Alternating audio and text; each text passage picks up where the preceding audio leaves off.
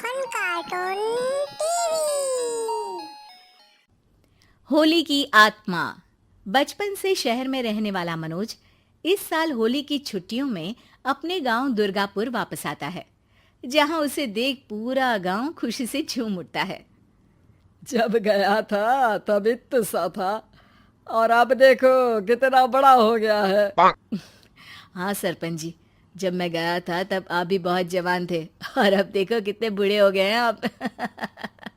चला चलो बढ़िया है, बच्चा घर वापस आ गया। इसी खुशी में आज रात पार्टी होगी। क्या बात है, गांव में भी पार्टियां होने लगी। वैसे अगर पार्टी की बात है तो आज क्यों सीधा होली पार्टी करते हैं। होली पार्टी की बात सुन चहल पहल में अचानक सन्नाटा छा जाता है, जिसे देख मनोज को कुछ अजीब लगता है। लेकिन तभी सरपंच बात पलट देता है। अब बहुत देर हो गई, चलो सब अपने घर चलो, पार्टी के बारे में कल सोचेंगे।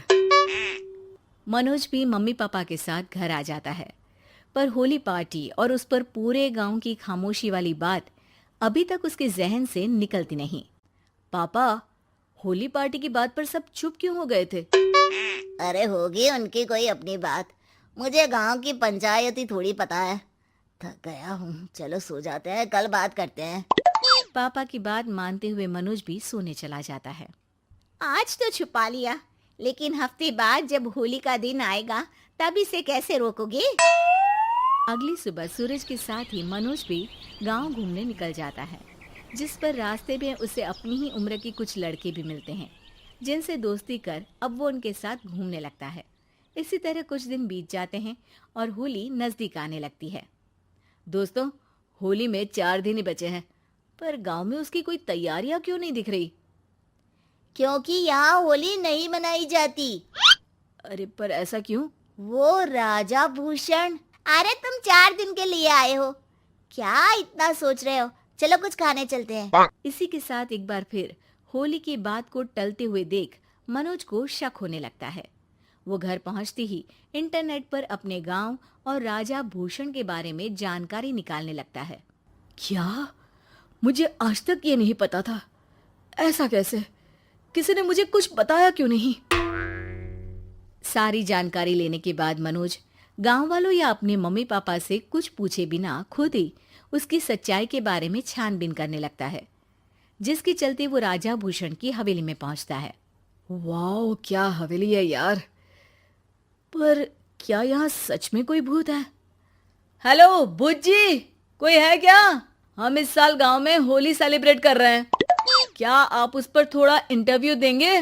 मनोज के ऐसा बोलते ही गांव में तूफान उठ जाता है और हवेली में रखी सारी चीजें हिलने लगती है। एक अदृश्य शक्ति मनोज को धक्का देकर हवेली से बाहर निकाल दरवाजा बंद कर लेती है। ये सब देख मनोज हैरान रह जाता है। क्या अभी मुझे हवा ने धक्का देकर बाहर निकाल दिया? मेरे होते हुए इस गांव में कभी होली नहीं मन सकती, इसलिए दोबारा ऐसी कोशिश भी मत करना, अंजाम बुरा होगा। आवाज सुन मनोज हैरानी से इधर उधर देखने लगता है, पर उसे कोई दिखाई नहीं देता। वो गांव वापस आ जाता है, जहां तूफान की वजह से सब कुछ तहस महस हो चुका होता है। आखिर ये तूफान आया कैसे? ना ऐसा कोई मौसम था और ना ही हमने होली का त्योहार मनाने की बात की थी। सरपंच की बात पर कोई रिएक्शन दिए बिना मनोज चुपचाप अपने घर चला जाता है। इस तरह देखते ही देखते होली का दिन भी आ जाता है और मनोज रंग लेकर गांव में निकल जाता है, लेकिन गांव पूरी तरह खाली होता है। अरे त्योहार का दिन है, धूमधाम की जगह मातम क्यों मनाया हुआ है? मनोज की आवाज सुन सब अपने घर की खिड़कियां खोल के घर के अंदर से ही उसे वापस जाने के लिए कहने लगते हैं, पर वो किसी की नहीं सुनता। तुझे पहले भी समझाया था, अगर होली खेलने की कोशिश भी की तो अच्छा नहीं होगा। अरे बात मान लो बेटा, तुम्हें सच नहीं पता। मुझे सब पता है। सालों पहले इस राजा ने एक अंधविश्वास फैलाया और आप लोग आज तक उसे मानते आ रहे हो। अरे बेटा, जब तुम पैदा भी नहीं हुए थे उससे भी बहुत पहले से इस गांव पर होली का श्राप है।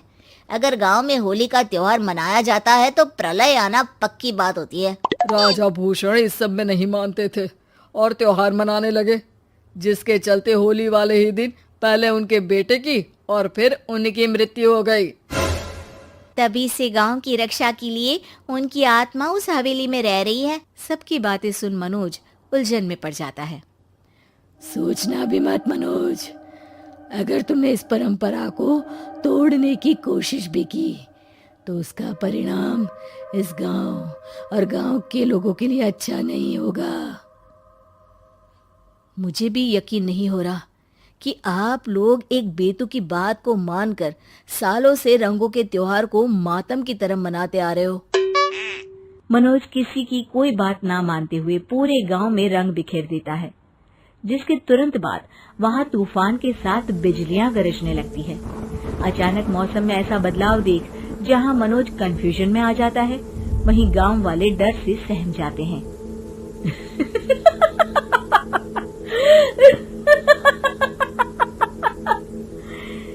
इस लड़के ने हमारे जैसे सिर्फ अपने स्वार्थ के लिए नहीं बल्कि पूरे गांव की खुशियों के लिए यहाँ होली मनाई है, जिस वजह से अब इस गांव पर होली का श्राप टूटता है। ऐसा बोलकर राजा का भूत वहां से गायब हो जाता है, जिसके बाद गांव के लोग धूमधाम से होली मनाते हैं। खुशियों के रंग गांव में बिखरे ही होते हैं कि अगली सुबह अचानक मनोज कहीं गायब हो जाता है और एक बार फिर गांव में होली का नया राज शुरू हो जाता है।